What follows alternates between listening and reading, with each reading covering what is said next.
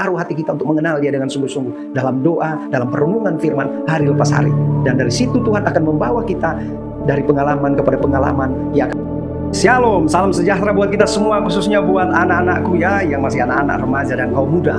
Nah, kembali lagi saya mau mengingatkan buat kita semua, khususnya buat anak-anakku ya, adik-adik semua, karena melihat di media sosial yang begitu banyak ya, yang begitu masif ya, orang-orang berbicara tentang Tuhan, sungguh suatu anugerah yang besar ya. Ternyata Yesus dari dulu sampai sekarang terus dibicarakan, baik itu membicarakan hal yang positif atau hal yang negatif. Tapi kita bersyukur ternyata ada satu pribadi yang terus dibicarakan sampai sekarang, yaitu Tuhan kita Yesus Kristus. Ada banyak orang yang mungkin memandang Dia hanya sebagai utusan atau sebagai nabi, tetapi kita tahu, kita yakin dan percaya Dia adalah firman Allah yang menjadi manusia, yang datang untuk menebus dosa umat manusia. Walaupun banyak orang tidak memahami, tidak mengerti apa sebenarnya tentang penebusan itu, tapi kita bersyukur kalau Tuhan memanggil kita adik-adik untuk tetap percaya bahwa Dia adalah Tuhan dan Juru Selamat yang menebus dosa kita ya.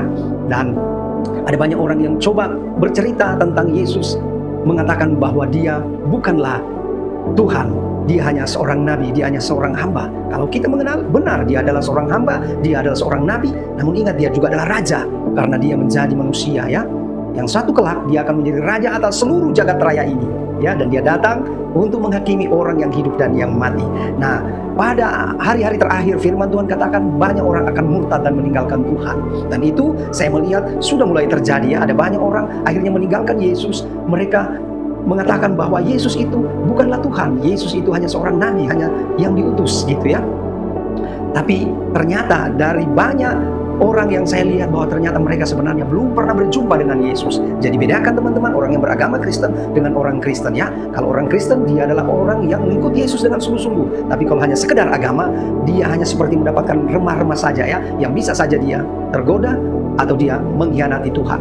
Karena hanya rutinitas atau formalitas, hanya karena keturunan dia menjadi Kristen atau agama Kristen. Tapi orang Kristen adalah pengikut Kristus. Dia adalah orang yang sungguh-sungguh ingin mengenal, mencari Tuhan dengan sungguh-sungguh. Menggunakan apa? Ada orang bilang kekristenan itu tidak masuk logika. Nah, adik-adikku, anak-anakku, kalau kita memahami kebenaran hanya dengan logika, waduh, itu saja tidak cukup. Kita harus menggunakan logika, namun juga dengan pengalaman-pengalaman kita hari lepas hari. Apakah kita mengalami Tuhan dalam kehidupan kita? Karena orang yang berjumpa dengan Tuhan tidak pernah akan dikecewakan. Nah, kalau orang sudah mengkhianati Tuhan, berarti dia tidak sungguh-sungguh mengenal atau berjumpa dengan Tuhan. Kalau kita melihat Rasul Petrus, dia hidup dengan Tuhan Yesus selama beberapa tahun, tapi akhirnya dia mengkhianati karena dia belum benar-benar mengalami akan Tuhan. Dia belum mengenal akan kuasa kebangkitan itu. Tetapi ketika dia mengenal kuasa kebangkitan itu lewat Roh Kudus yang ada di dalamnya, mati pun dia mau. Bahkan dia rela disalibkan dengan kaki yang terbalik, ya, kepala di bawah dan kaki di atas. Jadi anak-anak, mari kita mau mencari Tuhan, kita mau mengenal Dia dengan sungguh-sungguh. Bagaimana caranya? Gampang kok caranya. Kalau yang sudah mulai dewasa, kita tahu bagaimana jatuh cinta. Nah, apakah kita pernah jatuh cinta kepada Tuhan?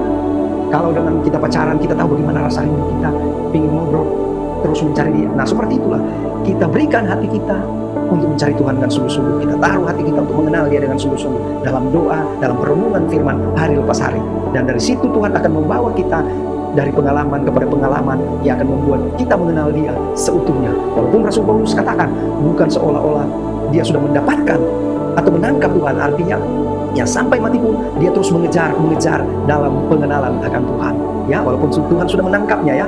Dan itulah kita sebagai orang-orang percaya kepada Tuhan Yesus, mari terus kita datang kepadanya, mencari dan mengenal Dia, karena firman Tuhan berkata barang siapa yang mencari akan mendapatkan, kalau mengetok pintu akan dibukakan ya. Nah, oleh karena itu mari kita terus ketok pintu Tuhan untuk mengenal Dia. Bukan hanya kita minta sesuatu secara jasmani, bukan. Tetapi firman Tuhan itu mengatakan tentang hal-hal rohani. Kita cari, maka kita akan mendapatkan Tuhan. Kita ketok ya, maka pintu akan dibukakan untuk pengenalan akan Tuhan seutuhnya. Supaya dalam setiap persoalan, setiap pencobaan yang Tuhan izinkan terjadi untuk proses iman kita bertumbuh, kita tidak akan pernah lari daripada Tuhan. Tapi dengan sungguh dan keyakinan yang teguh, kita tahu bahwa Tuhan tidak akan pernah meninggalkan kita. Dia tidak akan pernah membiarkan kita sendiri atau jatuh tergeletak. Tapi Tuhan ingin supaya kita hidup di dalam kemuliaan-Nya, mengikuti kehendak-Nya, hidup dalam kekudusan-Nya, dan menjadi alat pekerjaan pelayanan Tuhan di muka bumi ini untuk menceritakan kasih dan kuasa-Nya bagi sesama, supaya ada banyak orang yang memuliakan nama Tuhan. Saya Om Tori.